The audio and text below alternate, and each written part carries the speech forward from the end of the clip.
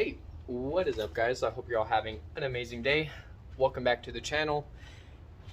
This took a little bit longer to get out, and that is mainly because I did not know what I was doing.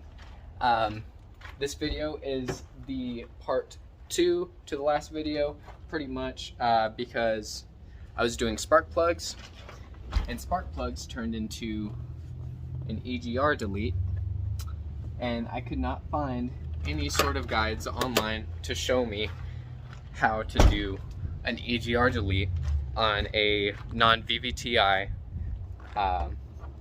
EGR 2JZ. So if you guys look right up in there, you can see everything related to the EGR is gone. All the vacuum stuff is capped off. So I'm gonna go ahead and grab my hood prop, and I will show you guys exactly how to do this yourself. It's up on its own. All right, let me go grab it. All right guys, so doing this EGR delete with no guide other than one diagram that I found on Club Lexus was pretty tough.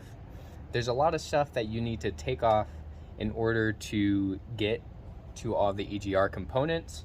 You're gonna want to remove all of your intake stuff, remove your throttle body and intake, the upper plenum part, I guess. You don't have to remove your whole intake, but I assume it would help some people. Those are the big things that you have to remove. Moving on to the actual EGR portion. Way at the back of the engine, wow, it's really hot right now. Way at the back you have the EGR tube. I will put a picture of the EGR tube somewhere, and then it goes from the EGR tube up and it connects right here to the back of the intake. It's a whole EGR setup. All right, so this here is your EGR setup. It's the full assembly. So the EGR pipe that goes up into the EGR valve itself. If you want to imagine this being fully tucked up in here, it sits all the way in like that. Like it's a pretty big assembly to have to pull out. Wow, I just got it stuck. Anyways, it's a large assembly to have to pull out, so I highly recommend you break that nut loose after getting all the vacuum hoses up top taken off and the EGR modulator, which I actually have right here. So this connects to the EGR valve, of course. You want to take all of that off, break that nut off, and get the temperature sensor out of the EGR valve. And then there's going to be two 12mm on the EGR valve. You'll get those taken out, and the valve itself will completely separate from the rest of the EGR pipe. So once you have your EGR pipe like this, it's going to be really tough to get these two bolts pulled out. You're going to want access to a short socket 12mm as well as a deep socket, depending on what extensions you have, which have plenty of extensions and have at least 2 U-joints.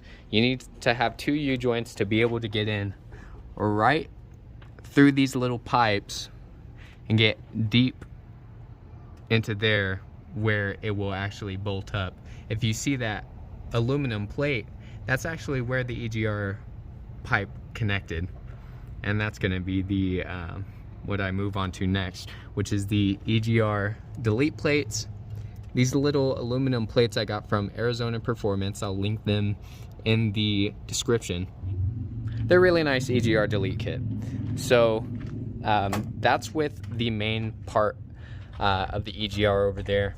You have all of your different sensors that you would need to take off, like you're doing your spark plugs and your valve cover gaskets at the same time.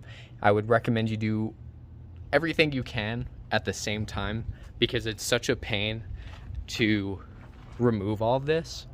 But with the EGR actually deleted, the throttle body or the intake comes off a whole lot easier than it would have before, which I very much like. I like having easier access to the intake.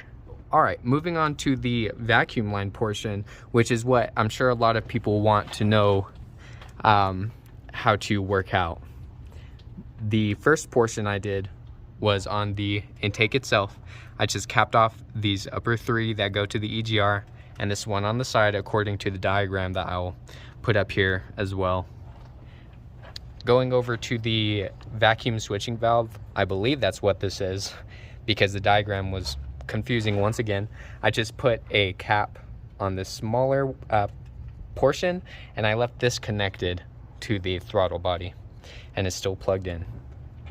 For the rest of the vacuum caps, because all of the vacuum lines are deleted that run under the throttle body, I didn't pull the rest of the intake off to delete these vacuum lines, but down here we have the only vacuum line connected is this one here, which one runs all the way down.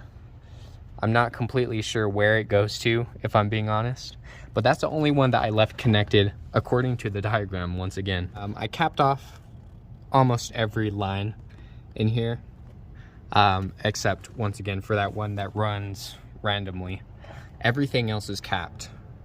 We have one on the throttle body, you can see in the blue, or on the intake manifold itself. This is on the intake plenum, where that one is capped. Let's see. They say that you need to wire in a resistor for this temp sensor. Yeah, as for the vacuum lines, I thought it was going to be a huge hassle. I was really scared that I was gonna mess something up, but the car runs phenomenal now. I have replaced the PCV valve and many other miscellaneous hoses. I would recommend you do the same because if anything is crunchy, you're gonna end up having a horrible time. If you can see this heater hose right here that runs into the throttle body, that's the one that gave me a leak and ended up flooding out all of my spark plugs. So definitely check all of your hoses before you put everything together and start running it, because you really don't. I cleaned everything out, but you don't want to have to go through that. It's a huge pain in the ass to have to clean out each spark plug hole individually and making sure very little coolant gets in there. But yeah, anyways, relatively short video just showing how to do this EGR delete. Probably the easiest way. This is the only video I'll know of on the internet. But yeah, there you go. You can see the 2 block off plates right here on the left and the right, and then the few vacuum caps, the few vacuum caps on the throttle body. See if there's anything I missed, which I don't think I did. Here we go. This is what we're looking at.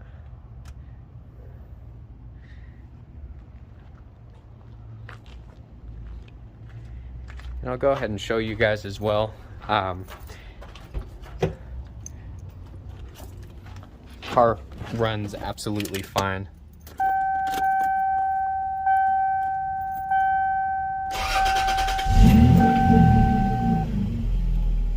It's pretty hot already, so it's already warmed up. One other thing I guess I would recommend you do is fill up your coolant after doing all this. If you lost any coolant from any of the hoses that you had to remove, it happened to me because I, flooded my spark plug holes. But I was low on coolant, so I ended up having to top it off.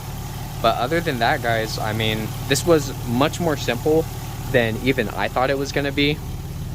But I'm glad I was able to get it done. And I'm even more glad that I was able to make a couple of videos working on this car. So all of you people out there with GS300s, I hope you guys enjoy this video, and I hope it helped out a lot, because I think the support is very slim on these cars. Unless it was something from 10 or 15 years ago, I didn't see it. So there you go, guys. Thank you very much for watching. I hope you guys have an amazing day.